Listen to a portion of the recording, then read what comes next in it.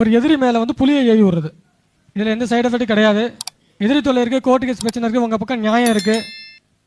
ஒரு எதிரி சாதா உங்களை தொந்தரவு பண்ணிகிட்டே இருக்கானா, வியாக்கிர சாமுண்டி மந்திரம் ஜெபம் பண்ணீங்க அப்படின்னா இந்த சாமுண்டி புலி ரூபத்தில் போய் எதிரியை வந்து அழிக்கலாம், அடக்கலாம். அதை அவங்க முடிவு பண்ணிக்கிட்டோம்.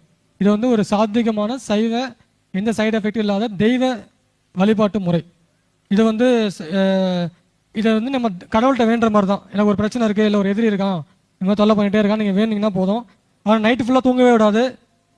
கனவுல போய் புலி மாதிரி போய் கழுத்தை கடிச்சு பயமுறுத்தும். நேரில் கூட புலி மாதிரி போய் அவன் கழுத்தை கடிச்சு பயமுறுத்தும். ஒரு சாதாரணமாக மந்திரம் ஜெபம் பண்ணாலும் வேலை செய்யும். இல்லை அவங்க இடத்துல வந்து ஒரு எலுமிச்சம்பழத்தை வந்து ஜெபம் பண்ணி அவங்க வீட்டு வாசலில் போட்டாலும் வேலை செய்யும்.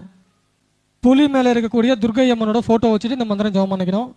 எதிரி தொல்லை இருந்தால் சூப்பராக வேலை செய்யும். ஒருத்தங்க கூட உங்கள் பக்கத்தில் 1000 பேர் இருந்தாலும் உங்கள் பக்கத்தில் வர முடியாது. இதை நம்ம இடத்துல எலுமிச்சம்பழம் நம்ம இடத்துல வச்சுக்கணுங்களா, இல்லை வேற ஜெபம் பண்ணி எதிரி இடத்துல போடணும்.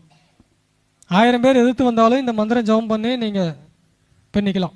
ஒரு போருக்கு போகணும் அப்படின்னா கூட இந்த மந்திரம் ஜெபம் பண்ணிட்டு தான் அந்த காலத்தில் போவாங்க.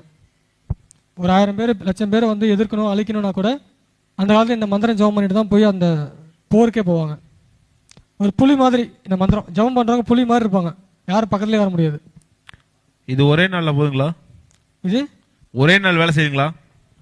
ஒரே நாள் தான் வேலை செய்ய ஆரம்பிச்சிடும். ஒரு 14 நாள் தொடர்ந்து பண்ணுங்க.